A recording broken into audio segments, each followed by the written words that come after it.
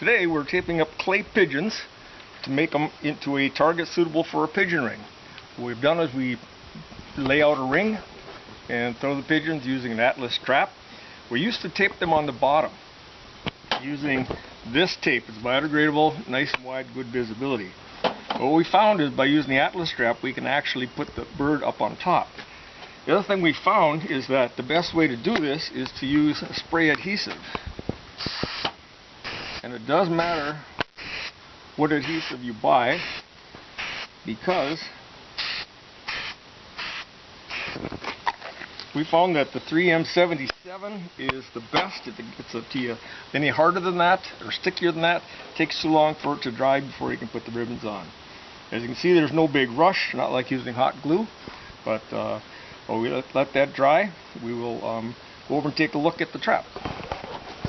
Here we have the Atlas trap with a few birds in it, taped from the top like I said.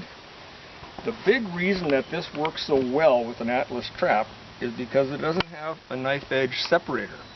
It has these two rollers that grab the side of the bird and doesn't rip the flag off the top. That way the flags come out, they're very visible for both the shooter as well as the scorer.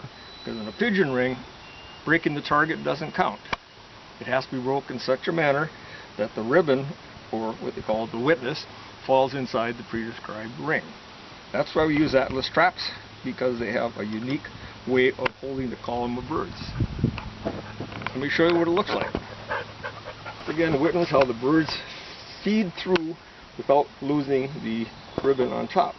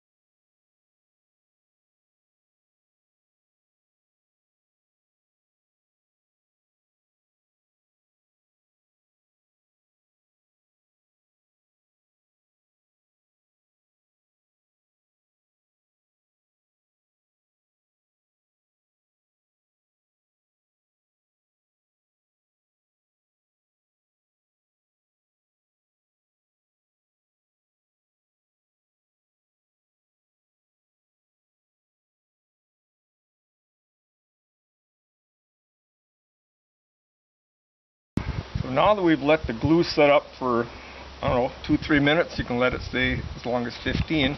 What you want to see is just a little bit of tack and not sticking to your knuckle. Then it's just a matter of rubbing the pigeon so it makes good contact with the glue. As you can see on this particular batch of ribbons, I cut a slit in it just to make it fly a little bit different for the shooters.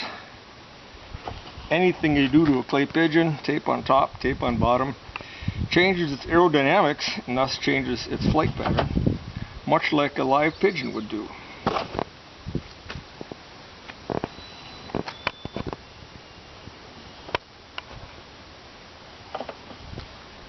Once I got them all glued up, one more,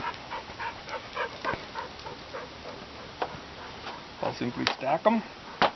Sometimes, just to be sure, I'll twist them in just a little bit, make sure that they don't get ripped off while we're loading.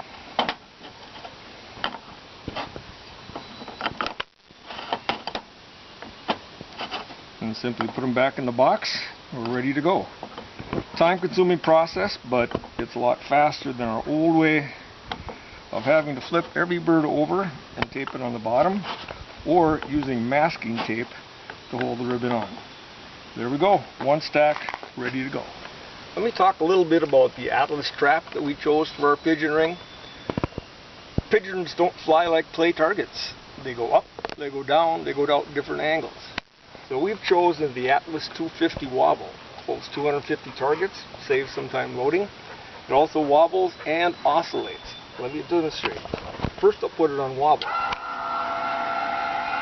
In this mode, it'll throw a hard screamer off the ground or one eye up in the air. To change the angle, I simply put it on oscillate.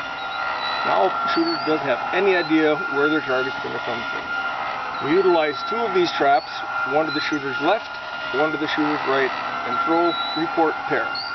This way nobody gets the same target that they saw before, and nobody gets the same target that they shot before.